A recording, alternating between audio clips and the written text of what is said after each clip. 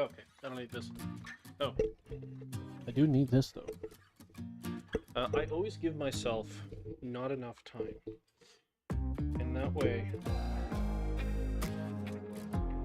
Cables everywhere! And that way, I don't spend too much time getting ready and not enough time doing. So, today... I'm actually going to make this a little bit bigger. You know what? If I get rid of the cables and leave that hanging there, it still kind of looks cool. Let me adjust that table just a little bit. So today, I'm going to make this bigger for you guys. Whoop, a little too bigger. You know, let's make that bigger. Let's shove this over a little bit, because you guys don't need to see all them cables. And we'll do that.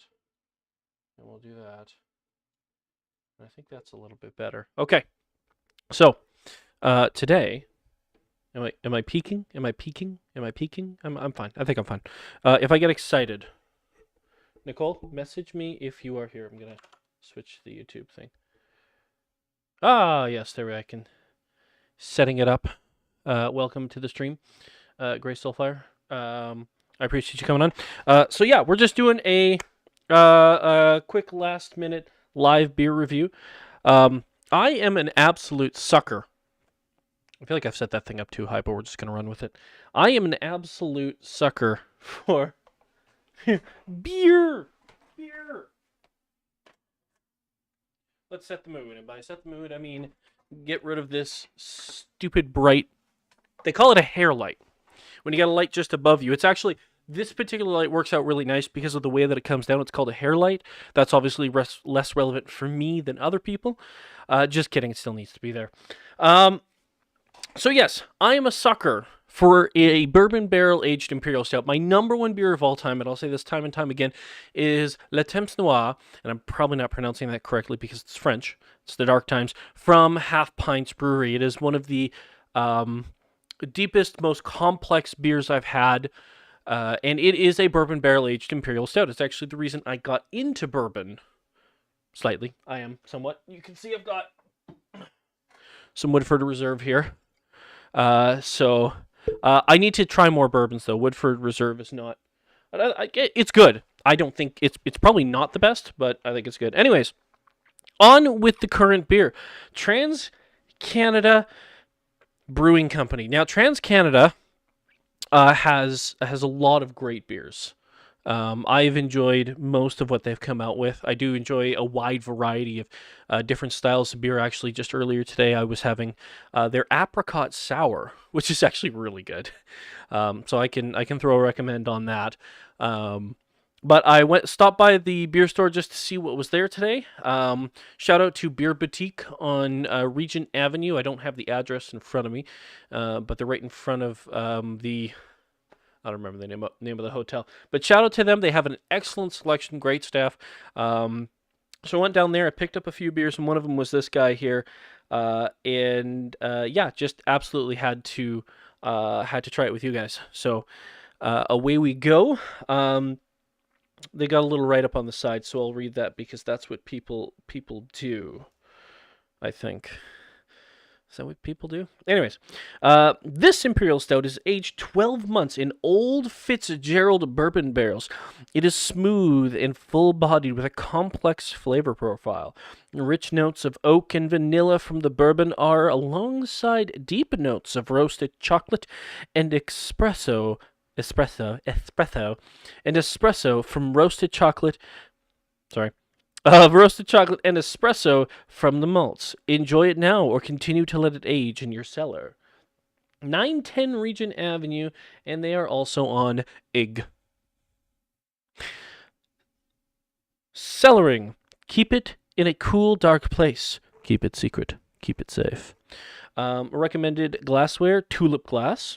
Recommended serving temperature, 10 degrees to 13 degrees Celsius. So I do pull out the darker beers a little bit earlier, and I am kind of yammering on to let it warm up a little bit. It was in the fridge there. I'm just going to check to see. I don't have any of the appropriate glasses that are clean at the moment. And this is, we're going for it. There's another little thing I want to read on here. Our barrel-aged program showcases how certain beer styles can continue to get better with time. We carefully select beer to age in various types of wood barrels that were previously used for spirits or wine. Delicately, have I already had one of these? Delicately bringing each barrel's resume to life within the beer. All right. So I do want to say this is a new. I know what ig is.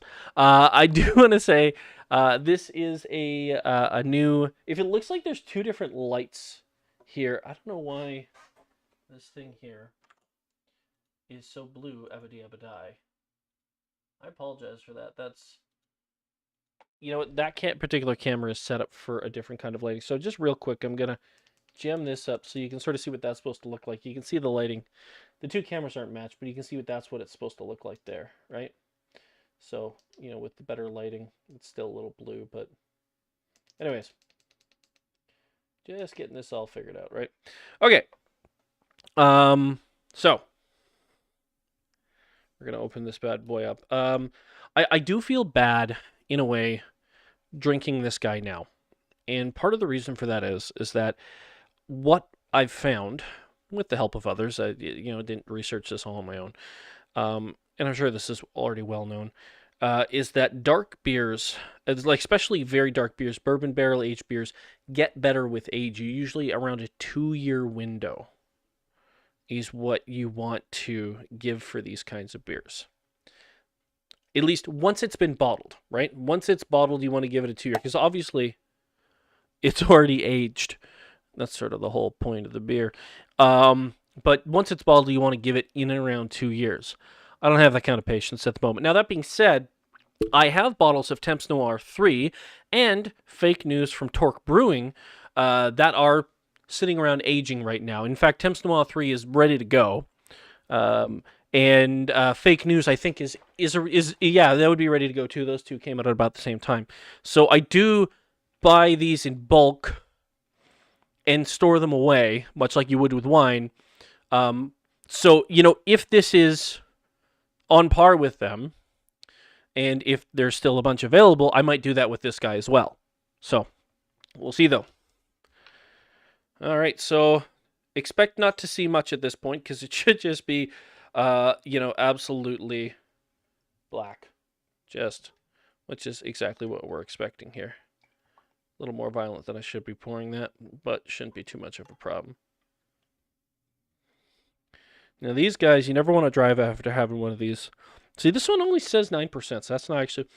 I can smell the bourbon from here. Hold on. That smells very boozy.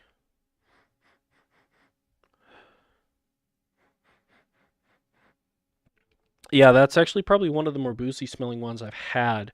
Now, that is generally something you get when they are a little greener, when they're a little newer, is you're going to get a sharper, more forward bourbon flavor. Sometimes it can be a little overwhelming. Now, I'm expecting that because it's still green, it's still new.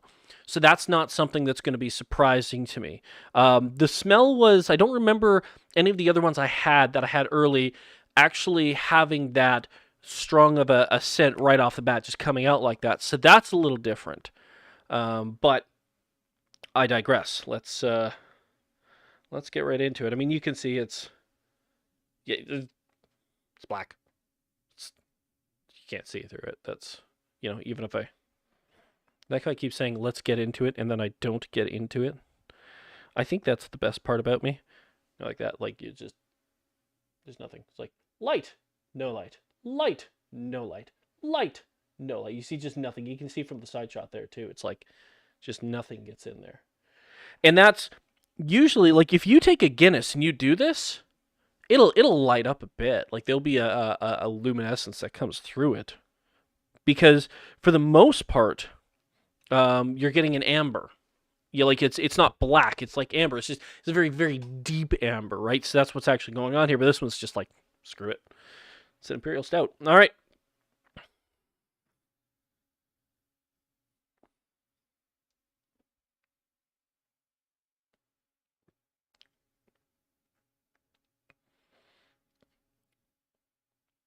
That is different. That is, in fact, very different. Um, hmm.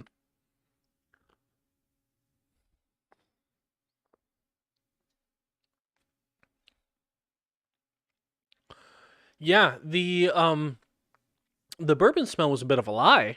Um, there's still a decent amount of bourbon flavor in there, but it's not overwhelming and it's not sharp.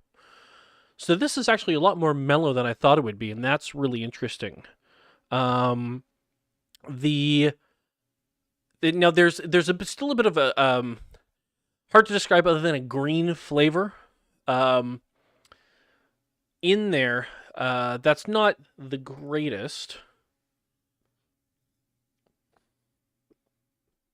Hmm. Like, it's still really good. Okay, let's just get that out of the way. It's still a bourbon barrel aged imperial stout. Okay, it's not it's not underperforming the style. That's for sure. Um, Geez, this one's a little tough. So yeah, there's a little bit of green or almost raw, and that's something that ages out, right? So I'm not too worried about that. But it's actually coming up very close to the end, which makes me wonder. Man, mellow is really what I want to say is mellow. Like, it's just it's there's almost a I want to say like a monotoneness, because I'm very used to bourbon barrel aged imperial stouts having a large flavor profile. Like, it's almost like a journey of flavors, and that's my expectation. Now, going into this one, that's not what I'm getting.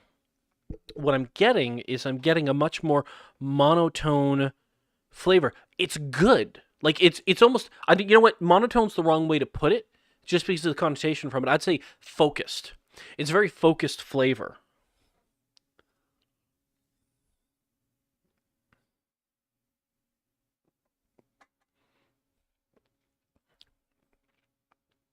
Like, and they're definitely right about the oh, I can't see the chat. Yeah, the void. Drink the void. Um I definitely am getting a lot of that chocolate and vanilla notes they're talking about that are really playing off of each other. Like, it's really good. I almost want to like almost like almost a pudding taste to it a little bit, like a chocolate or vanilla pudding, or like a mix of both. I don't know, like just something like that, because they're coming together so well, and you've got that mouthfeel, you've got that viscosity that you get out of the higher alcohol content levels, right? So 9%. So let's disclaimer, right? It says 9%. That's what you get. That's what it's measured as when it goes into the barrel. When it comes out, you have no idea. There's no way to really know. So it's 9%. Um, yeah.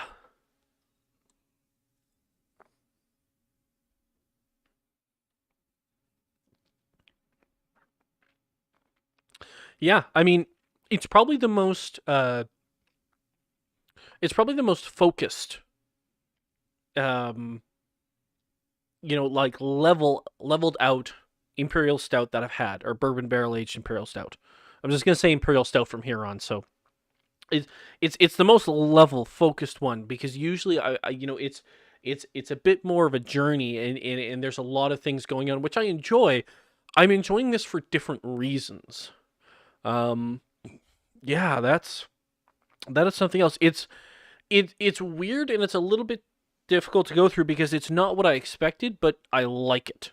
It's good. Um, but it's different, right? So just to you guys get a close up there, jam up the light there again, and you can sort of see, not much to see, right? I don't know why I turned up the light for that. Like, hey, let me turn up this light so you can see nothing. Um, yeah. I don't know how much more there is to say about it other than, yeah, just really solid. Man, I almost want to say, I'll often say that there's boring versions of beers and there's boring versions of, Farmery is a really good example. They make a very boring, they make very boring beers, but they're good. They make good, boring beers, you know? Um, and this is almost like, how boring can a bourbon barrel aged imperial stout get? Well, I mean, This is the most boring one I've seen. It's still great. It's still great. I think I would. I think I would get one, at least one, to age it. And just see, because I would be interested to find out what's hiding behind that green taste at the end. Like what's hiding there? Because I feel like there's something there that's worth finding, exploring. Mm-hmm. Yeah. Um. Thank you, phone. Uh. Yeah. I've got to say, would recommend. Absolutely would recommend. Um. TransCanada, they make solid beers. This is no exception. Again, it's not what I expected out of bourbon barrel aged imperial stout, but it's doing something different, and I absolutely love when someone can take a style of beer, do something a little different, still be within the style, not doing something like adding fruit juice or going crazy, and still be ranking and almost impossible to compare because it's still really good. It's just the flavors there are more centered. I think I've said that about 1,500 different ways. So I'm going to leave it at that. So that was the beer review for the TransCanada Brewing Company Bourbon Barrel Aged Imperial Stout. Again, it gets a recommend from me.